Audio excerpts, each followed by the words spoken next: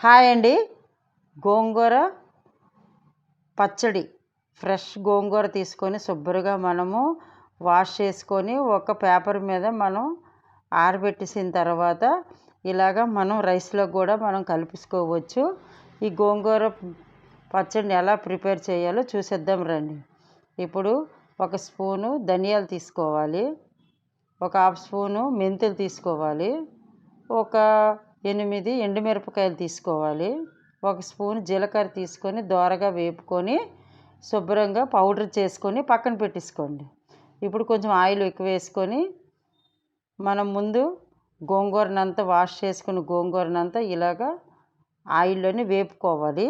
లో ఫ్లేమ్లో పెట్టుకొని మనం వేపుకుంటే శుభ్రంగా వేగిపోద్ది. ఈ గోంగూర చూసారా ఏగిపోయింది. ఇప్పుడు కొంచెం చింతపండు తీసుకొని చింతపండు మొగ్గంతా ఇలా వేసేసుకొని కల్లుప్పు కొంచెం వేసుకోవాలి, ఒక హాఫ్ స్పూన్ పసుపు కూడా వేసుకోవాలి. ఇలా మనం ఇది మిక్సీ కూడా పట్టే అవసరం లేదు. ఇలాగ మనం అంతా కూడా ఇలా లో ఫ్లేమ్లో పెట్టుకొని వేపుకుంటే చాలు. ఫస్ట్ పౌడర్ చేసాం కదా, ఆ పౌడర్ కూడా మనం ఇలాగ వేసుకోవాలి. వేసుకొని మళ్ళీ కూడా మనం లో ఫ్లేమ్లో పెట్టుకొని ఇలా లైట్గా మనం వేపుకుంటే వాటర్ అంతా పోయి దగ్గరకు అయిపోతుంది.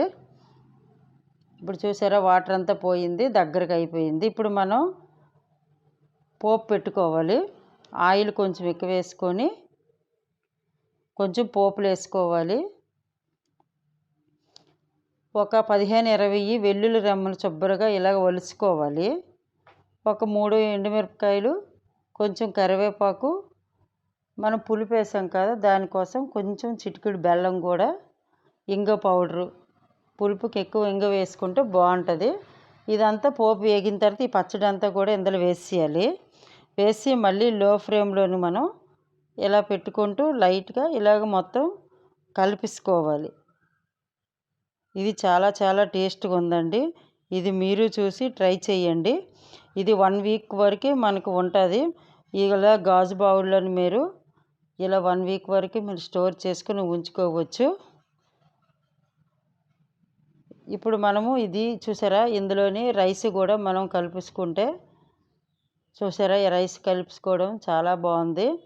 ఇది ఎక్కువగా గోంగూర చట్నీ చాలా చాలా టేస్ట్గా ఉందండి. మీరు కూడా ఇలా చూసి అన్నంలో కలుపుకొని ట్రై చేయండి. ఇది చూసి నాకు కూడా ఒక లైక్ కొట్టండి.